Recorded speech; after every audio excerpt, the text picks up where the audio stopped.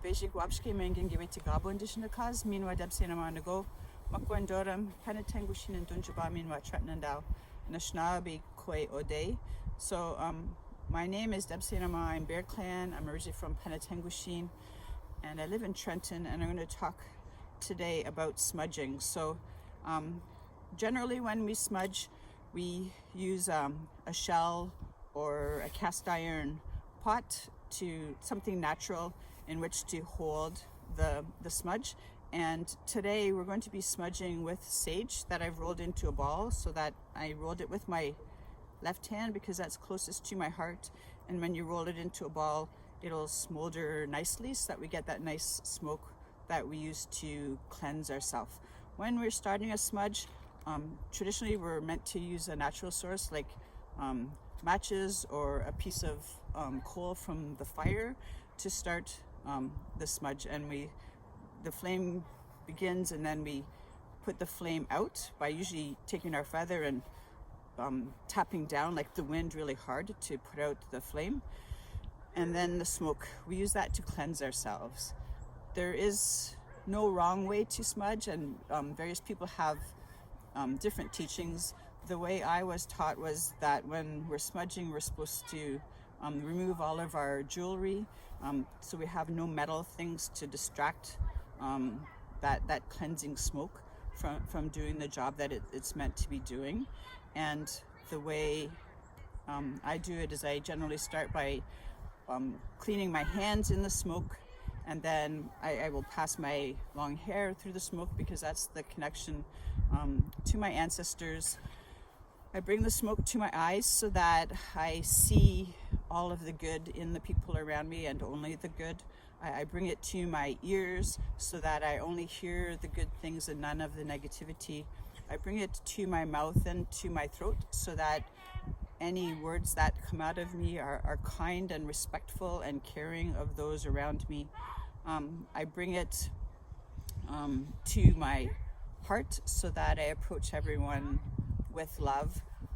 I can bring some smoke to parts of my body where I might have, where it might be hurting. For example, I've got a pinched nerve in my neck, so I will bring some smoke to the back of my neck towards that pinched nerve. I will quite often bring smoke down to my feet so that I walk softly on Mother Earth and walk respectfully.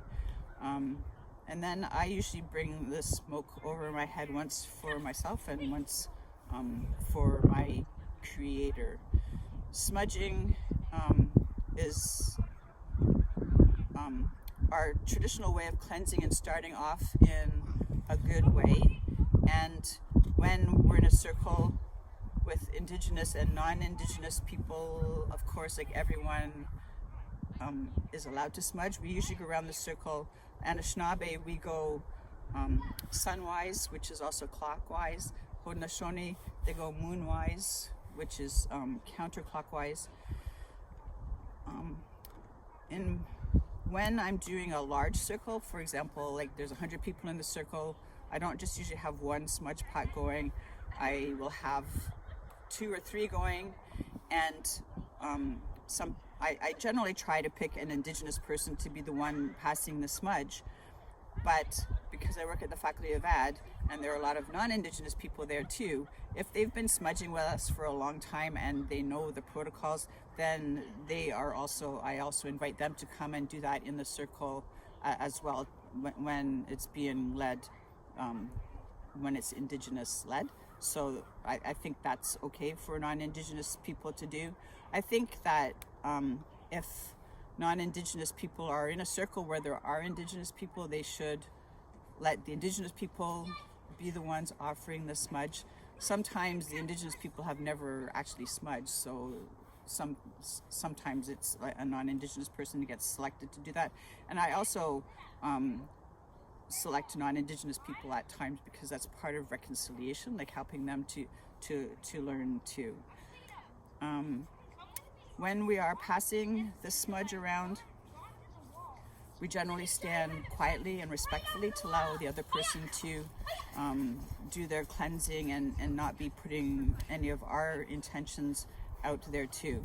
The reason I usually smudge in a group with sage is because it's women's medicine, and it's safe for the women to smudge with sage at any time of their moon cycle. Because with the other medicines, if we put other medicines in the smudge, then the women who are on their moon cycle generally like step back, because they're going through a powerful cleanse already at that moment, so they don't need to take those other medicines to help them cleanse, and it might interfere with the intentions of others in the circle as well.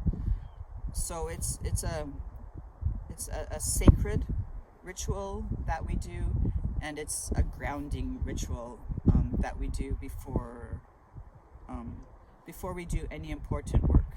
We'll also smudge if we're in the circle and we see somebody's having like a hard time. We'll quite often bring the smudge over to that person at that time to help them get that emotion out of their body. But we don't like stop anyone from having emotions, because like we are sentient beings, so it's important. So when somebody is crying, we will offer to smudge around them, but we never touch the person, and we never try to stop them from having those tears, because that's important too. So that's another time when we do smudge. Sego, I'm Tanawia, and today we're going to talk a little bit about smudging. So for men, the typical medicine that you want to use for smudge is sweetgrass. There are 4 medicines that are used for smudging: the sweetgrass, sage, tobacco, and cedar. But the sweetgrass is what's used for males. It's a male energy. The female energy is the sage. And your cedar is a cleanser, and the tobacco sends the messages. We would just, you light the sweetgrass until it burns, then you use your feather until you get enough smoke that you feel happy with, and you pull the smoke over your body. So the different times that you could smudge, some people just like to do it daily. You get up in the morning, or even before bed. People just want to clear your mind. You can go ahead and do that whenever you want, really. But some of the other times are more like ceremonial type. So before fasts, and before sweat lodge, before and after, often they'll smudge before you go in, and when you come out, just to remove any energies that you don't need to be carrying around for the day. Yeah, and you really can't go wrong. You can smudge whenever you want to, whenever your heart desires. Aujourd'hui, nous sommes quoi indigenous like say d'autres about Maureen indigenous Jagna.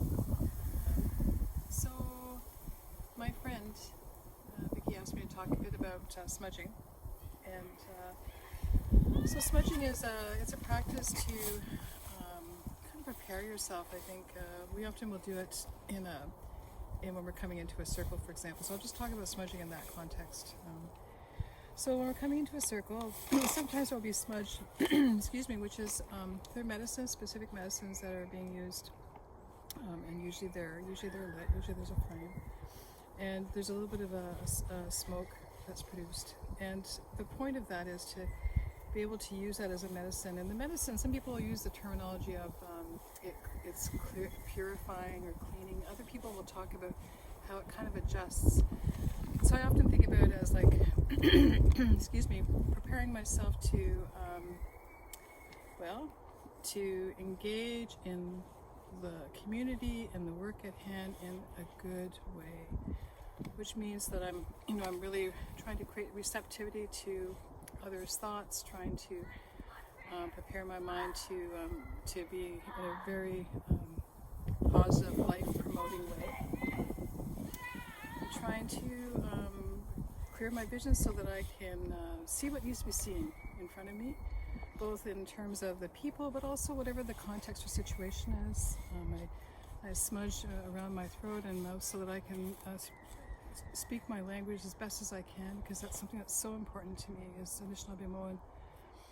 And I also am smudging my heart, so I'm trying to be open-hearted, not too fear-bound, not led by fear, but open. So that's how I use smudging when I'm coming into a circle to do some sort of, like I'm in a community within a circle, to do some kind of work in hand.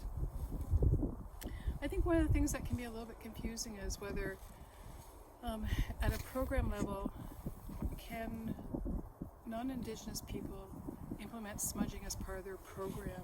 And that's a really great question, and I think I understand, or maybe I'm thinking that comes from the place of wanting to create a sense of inclusivity of all people. But I think there's also something to think about, which is about whether it's the job of a non-Indigenous person to create that space around smudging in a program. And so I would just caution you to think about that really carefully. If you're in a position of trying to think about implementing smudging in your programming, who are you doing it for? Do you have those teachings? What is your own relationship to indigeneity? Do you self-identify, etc.? I would encourage all of that kind of thought about it. And then, check in with people that you know who may have that, who do smudging as a practice, or who do smudging in their communities. So that's it. Yeah.